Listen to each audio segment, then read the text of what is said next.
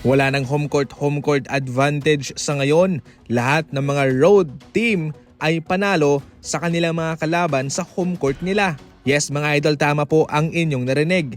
Tinalo mismo ng Denver Nuggets ang OKC sa home court nito. Ang Indiana Pacers kanilang tinalo ang Cavaliers sa home court rin. Samantalang ang Golden State Warriors kanilang tinalo ang Minnesota sa home court nito.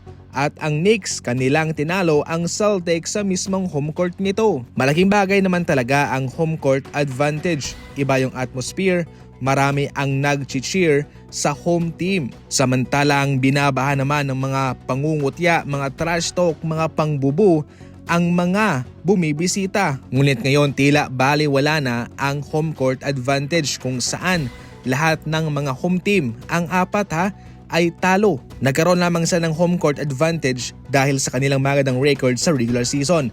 Pagpasok ng playoff, pantay na. Back to zero. Matinik na sa ngayon ang mga kupunan, nag-i-evolve din sila.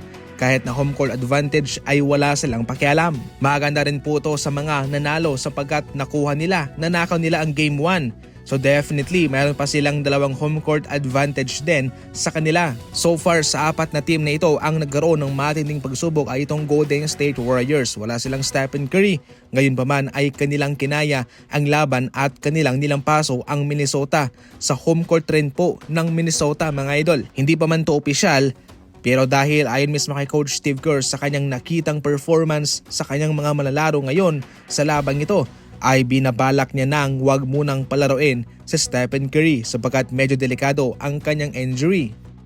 Samantala, ang delikadong team naman sa ngayon ay itong Cavaliers. Sila'y nanakawan na ng dalawang laban ng Indiana Pacers. Siyempre, malaking bagay po ito sa Pacers mga idol. Nakuha nila ang Game 1 and Game 2 at sa Game 3 and 4 sa kanilang home court naman. Kung hindi nagamit ng Cavaliers ang home court advantage nila sa Indiana Pacers, susubukan nilang iritahin itong Cavaliers sa pamamagitan ng kanilang mga fans. Ngayon ang malaking katanungan, intro boys lang ba itong Cavaliers? Well, definitely mukhang hindi na sapagkat sila'y nakalusot sa first round ng playoff. At kahit na walang Hunter, Garland at Mobley sila sa kanilang game 2, itong si Mitchell naman ang nanguna na mayroong 48 points at muntik pa nga nilang matalo ang Indiana Pacers. So balit dahil sila ang nakakaangat at yung Pacers ang underdog, magmumukha pa rin silang intro boys kung sila'y matatalo